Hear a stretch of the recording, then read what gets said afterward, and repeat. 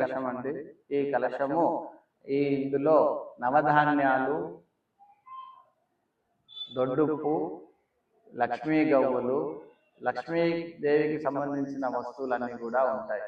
అయితే ఇందులోంచి ఆ లక్ష్మీ గవ్వలు తీసుకొని ఈ కలశము ఎవరైతే ఈరోజు ఈ పూజకి కలశ ప్రతిష్టాపన చేయించుకున్నారో వాళ్ళకి కలశము ఇవ్వడం జరుగుతుంది. కాబట్టి వాళ్ళు ఇంటికి తీసుకెళ్ళి మీ దేవుడి దగ్గర పెట్టుకోవచ్చు.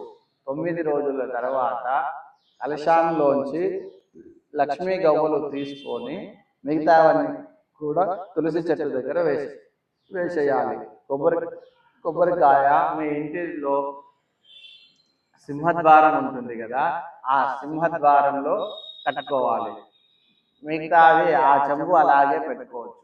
ఇది మీరు ఈ కలశము, లక్ష్మీ కలశము సత్యనారాయణ స్వామి వ్రతానికి, మీ ఇంట్లో గణపతి నవరాత్రులు జరిగితే అప్పుడు, నా అమ్మవారి దేవీ నవరాత్రులు జరిగితే అప్పుడు, ఏదైనా సరే శుభకార్యము, ఏదైనా సరే పూజలలో ఈ కలశాన్ని మీరు వాడుకోవచ్చు. మళ్ళీ మీ ఇంట్లో ప్రతిరోజు ఎలాగో ఏదో ఒక రకంగా డబ్బులు వస్తాయి కదా, జీతము, వ్యాపారం చేసినయో వస్తే ఈ 9 రోజుల తర్వాత తీసేసిన తర్వాత ఇందులో ఏంటిది అని అంటే దొడ్డు పువ్వు వేసి, ఒక ఎర్రటి బట్ట వేసి, మీకు వచ్చిన ధనము, డబ్బులు ఏవైతుంటాయో ఇందులో పెట్టుకోండి, మీ అల్మారాలో పెట్టుకోండి. తర్వాత రోజు 24 గంటల తర్వాత అంటే నెక్స్ట్ డే ఆ తర్వాత ఆ డబ్బు తీసుకొని ఖర్చు పెట్టుకోండి. ప్రతి అమావాస్యకు అట్లా ఒకసారి ఉప్పును మార్చేసుకుంటే సరిపోతుంది. ఆ ఉప్పు తులసి చెట్టు దగ్గర కానీ, చెట్ల మొదల్లో కానీ వేస్తే సరిపోతుంది.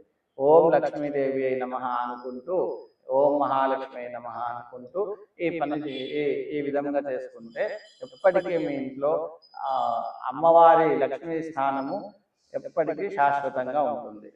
ఇది నేను ప్రత్యేకంగా చాలా మందికి ఇంతకుముందు కూడా చెప్పిన విషయమే. కాకపోతే ఇప్పుడు ప్రత్యేకంగా కలశాలు కూడా చేసి ఇచ్చినవి చాలా ఉన్నాయి.